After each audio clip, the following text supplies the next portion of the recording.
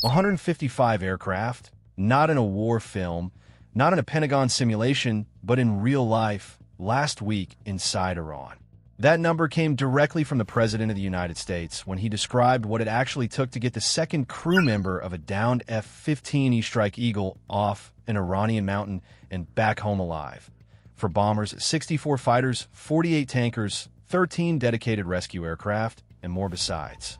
And here's the part they buried in the third paragraph of every news report. Even with all of that firepower, all of that planning, all of that technology, all of that American muscle, the mission still almost fell apart on the way out. 2 aircraft couldn't leave the ground.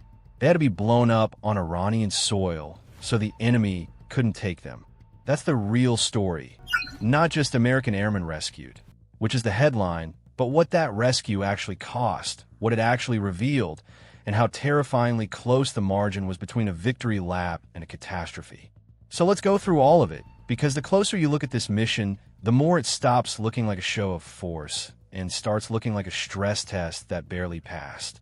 An F-15E Strike Eagle went down over southwestern Iran on April 3rd, 2026, and I want to sit with that for a second before we move on, because people hear aircraft shot down and their brain processes it as a news item, a data point, and it isn't. An F-15E is a $30 million, 2-seat, deep strike fighter designed specifically to penetrate hostile airspace, hit hardened targets, and survive. When one of those goes down over enemy territory, it is not a footnote. It is an emergency with geopolitical consequences attached.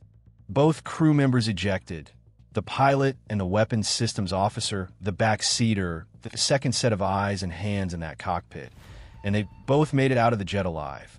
Then they landed in different places, and that one fact, separated landing zones, turned what was already a crisis into something far worse.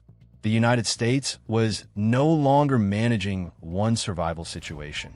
It was managing 2 simultaneously in hostile territory, with Iranian forces beginning to mobilize the moment that jet hit the ground. The clock was running from the very first second. The pilot was recovered within hours, and I want to be very precise here because this is exactly where the story starts being misread. When you hear pilot recovered quickly, it sounds like things went smoothly, like the rescue apparatus clicked into gear and executed cleanly, and that is not what happened. What happened is that rescue aircraft flew into heavily defended airspace and came under, in Trump's own words, very, very heavy enemy fire. An A-10 Warthog was hit. The A-10 is purpose-built for close air support. Tough, deliberate, designed to fly low and take punishment, and it was operating in the Sandy Roll, talking to the survivor on the ground and suppressing enemy threats. It took fire bad enough that the pilot couldn't land it safely anywhere afterward. He flew the damaged aircraft to a friendly country and then ejected, and a separate recovery operation had to bring him home on top of everything else that was already in motion. An HH-60 Jolly Green II, one of the dedicated combat rescue helicopters, took multiple small arms hits, with crew members injured in the process. The rescue worked, but consider what that actually means in plain terms. In the process of saving one pilot, the United States also had an A-10 become unlandable and an HH-60 absorb gunfire with people inside it. That's not a clean rescue. That's a violent one that happened to succeed, and it should have been everyone's warning about what was still ahead, because the second crew member was still out there and in worse shape than the first. Here's what the public record tells us about what the weapons systems officer was doing while the first rescue was unfolding, and it is one of the most remarkable individual survival accounts to come out of any recent conflict. He was injured on the ground in mountainous terrain in southwestern Iran, and he knew Iranian forces were going to be searching for him. So he made a decision, probably within minutes of landing, that his job was not to wait passively for rescue. His job was to actively not be found. He moved away from the crash site, climbed into rougher terrain, found a mountain crevice, and got inside it, treated his own wounds as best he could, and then severely limited how often he activated his emergency beacon, because he understood that the very signal that would guide American rescuers to him could just as easily guide Iranian search parties there first. Think about what that kind of discipline actually requires. You've just ejected from a fighter jet at speed.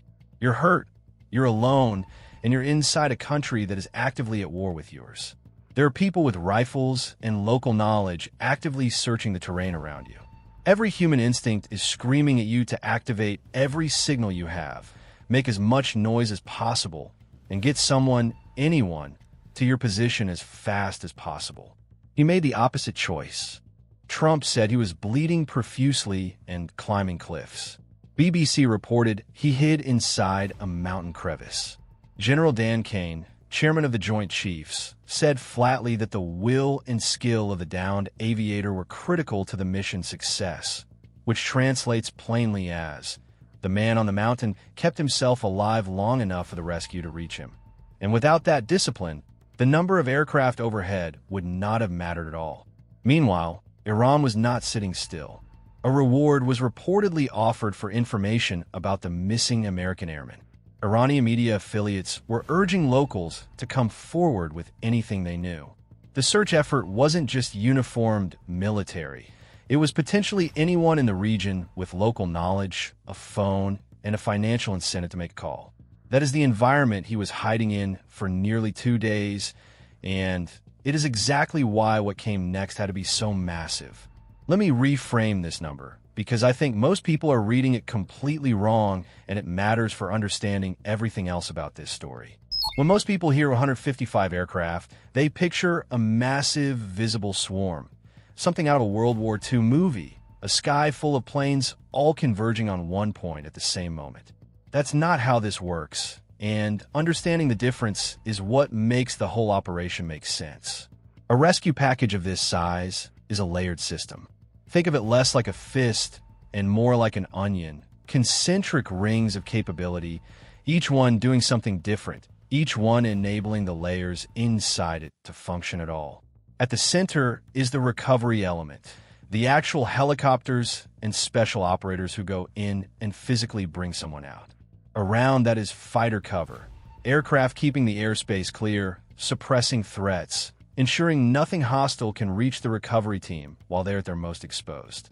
Around that is electronic warfare, jamming, surveillance, and deception, making the enemy's systems unreliable and their tactical picture as confusing as possible. Around all of that are the tankers, 48 of them, because without constant aerial refueling, none of those aircraft stay in the fight long enough to matter.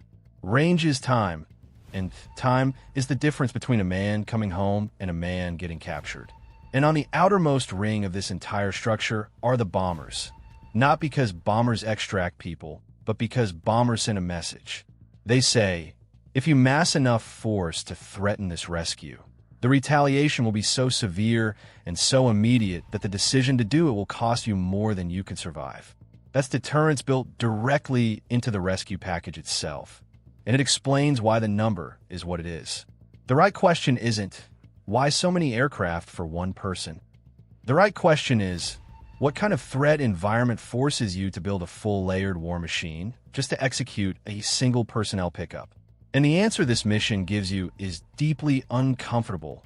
A threat environment where aircraft are already getting hit during the first rescue, where the terrain is punishing enough to strand your own planes on departure, and where deception is just as essential as firepower. That is what 155 aircraft were actually responding to. This is the part of the story that has received nowhere near the attention it deserves, because this rescue wasn't just a military operation. It was an intelligence operation wrapped around a military operation, and the intelligence layer may have mattered just as much as the aircraft count overhead. CIA Director John Ratcliffe said publicly that the agency used highly sophisticated technology and human intelligence to help locate the missing officer. Here is where the nearly lost part of this title earns its place. And it's important to understand exactly what happened, because this is the detail that changes the entire meaning of the story. The extraction aircraft, the cargo planes that had been brought in with equipment and were supposed to carry the rescued airmen and the recovery teams back out, couldn't take off. According to AP reporting, the planes became too weighed down by equipment and personnel to lift off from sandy terrain. BBC reported that 2 aircraft tasked with retrieving the rescue crews became physically bogged down in the ground and couldn't get airborne at all. The rescue had worked. The airman was physically in American hands. And then the planes meant to carry him home could not move. In any rescue operation, that is the moment everything can unravel, because now you're no longer managing a successful recovery. You're managing a secondary emergency inside hostile territory with aircraft sitting exposed on the ground, while every minute of delay gives Iranian forces more time to converge on your position. The surprise window that the deception operation worked so hard to create is now bleeding out in real time. People who were supposed to be gone are still there. The airman you just pulled out a mountain crevice is still technically on Iranian soil, sitting next to aircraft that cannot fly. The decision that followed was militarily unavoidable, but it's also the one that strips away any comfortable reading of this operation as clean or controlled. The aircraft were deliberately destroyed by American forces so that Iran could not take possession of them. The decision to destroy the stuck aircraft makes complete military sense, and it's worth stating that directly before getting into what it means, because the logic is straightforward. If you can't fly it out and you can't secure it, you deny it to the enemy. The technology, the intelligence value, the propaganda opportunity, the symbolic win of parading captured American hardware across Iranian state television. You protect people over platforms, you make the hard call, and you move. But here is also what that decision reveals about the mission as a whole. After committing one of the largest combat rescue packages in modern history, 155 aircraft, dozens of fighters for bombers, 48 tankers, CIA surveillance, and an active deception operation, the operation still ended with American military aircraft destroyed on the ground inside Iranian territory. Not shot down by Iranian missiles, not lost to enemy fire during the ingress, but immobilized by terrain and then destroyed by their own crews because the ground itself would not let them leave. 3 replacement aircraft were reportedly sent in to collect the rescue crews and the recovered airmen after the original extraction planes failed. Lighter, faster aircraft that could actually clear the terrain, and they completed the job, and everyone came home. But the image that should stay with you is this. Somewhere in the Iranian mountains, there are the charred remains of American aircraft, destroyed by Americans, to prevent them from falling into Iranian hands. That is what nearly lost looks like in practice. Not a rescue that failed, but a rescue that succeeded and left wreckage behind on the way out. Iran told a substantially different version of parts of this story, and that gap in the competing narratives is itself meaningful and worth examining honestly rather than simply dismissing. Iranian military statements claimed the rescue mission had been partially foiled. State media said U.S. aircraft had made emergency landings inside Iran. At least one Iranian claim asserted that an American drone was shot down during the search for the missing airmen. U.S. officials denied that the aircraft destroyed on the ground had been shot down during the rescue itself, and BBC reported it could not independently verify the Iranian claims. But here's why you can't just wave all of that away and move on. In a conflict like this one, narrative is not a sideshow to strategy. It is part of strategy. The story each side tells about what happened shapes the next crisis, the next negotiation, the decisions of third parties watching from the sidelines, and the domestic political conditions under which the next military decision gets made. For Iran, the fact that an American crew member was missing for nearly 2 days, that aircraft were damaged during the recovery effort, and that some planes ended up destroyed on Iranian territory is more than enough to construct a credible story of American vulnerability, regardless of how the operation ultimately concluded. For the United States, the fact that both crew members came home is more than enough to build a story of reach, resolve, and unmatched rescue capability. The honest version, the one both sides are quietly avoiding, is that America succeeded in getting its people home, and it was harder, messier, and more expensive than anyone in Washington wanted to publicly acknowledge. Both of those things are simultaneously true, and the tension between them is where the real meaning of this mission actually lives. Why? Because there is still no clean answer to the most important question in war. What exactly counts as the finish line? If the objective is to stop Iranian missile attacks, that has not fully happened.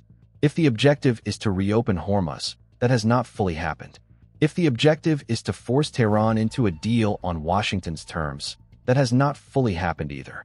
And if the objective is simply to punish Iran hard enough to claim victory and leave, that may not survive contact with oil prices, regional retaliation, and allied anxiety. And that is the first big reason this war is getting harder to end. The goals keep moving. AP reports that Washington has floated shifting war aims, neutralizing Iran's missile and nuclear programs, ending its support for armed regional partners, and at one point even pushing for the overthrow of Iran's theocracy. That is a massive range of objectives. Some are military, some are political, some are regime level. And when war aims stretch that far, the path to ending the war gets blurred almost immediately. Because every expansion of the objective expands the price of success. And that is the trap. If you define victory too narrowly, you risk looking weak. If you define it too broadly, you may trap yourself inside a war you can no longer close cleanly. Reuters quotes analysts saying one of the biggest problems now is the lack of clarity over what a satisfactory outcome actually looks like. That is not a side issue. That is the center of the problem. Wars do not end because leaders get tired. They end because leaders decide what they can actually live with.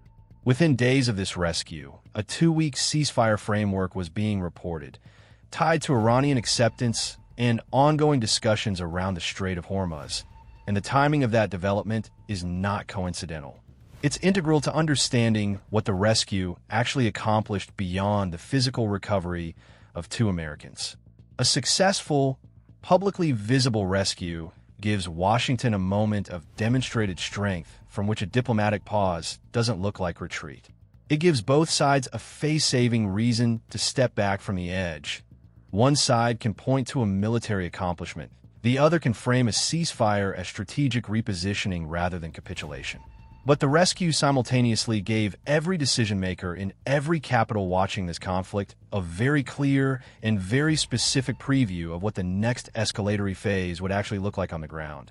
155 aircraft, 2 days of live coordination, CIA surveillance and active deception, crews taking fire, planes stuck in sand and destroyed. Replacement aircraft scrambled at the last hour to finish what the first wave couldn't. If you're a decision-maker weighing whether to push past the ceasefire and widen the conflict, that preview is now embedded in your calculation in a way it simply wasn't before. The rescue empowers the Hawks because it proves American reach and resolve are still real. It simultaneously strengthens the restraint argument because it shows exactly how messy, expensive, and friction-filled that reach becomes the moment conditions on the ground push back against it. Let me be clear about what I'm not arguing here, because the distinctions matter and I don't want this to be misread. This rescue was not a failure. Both crew members are home, and that is the mission, full stop. The people who planned and executed this operation did not perform poorly. Running a 155 aircraft package with CIA support, active deception operations, and redundant extraction capability under live fire in hostile mountain terrain is an extraordinary institutional achievement, and most countries on Earth cannot do anything even remotely close to it. None of that is in dispute here, and it shouldn't be. What is in dispute is the comfortable reading of this story as clean, controlled, or easy. Because when you trace the full arc of what happened, from the F-15E going down to the last replacement aircraft finally clearing Iranian airspace, what you find is a sequence of compounding crises, close calls, improvised solutions, and narrow escapes packaged inside a single triumphant headline. An F-10 hit badly enough that it had to be abandoned after the pilot ejected over a friendly country. An HH-60 absorbing gunfire with injured crew still inside it. One officer alone for nearly 2 days in enemy mountains, rationing his own beacon transmissions because he understood the signal could get him killed before rescuers arrived. A 155 aircraft force mobilized, bombers for deterrence, 48 tankers to keep everything airborne long enough to matter. A CIA deception operation running in parallel to the entire military package. Extraction aircraft unable to lift off from sandy ground. 2 planes destroyed so the enemy couldn't have them. 3 replacement aircraft scrambled to finish what the first extraction planes could not complete. If you made it this far, there's one question I want you to answer in the comments. Do you read this rescue as proof of American capability or as a warning about how dangerous this war is genuinely becoming? Because I think the honest answer is both. And I think the fact that both can be true at the same time is exactly what makes this story worth telling properly.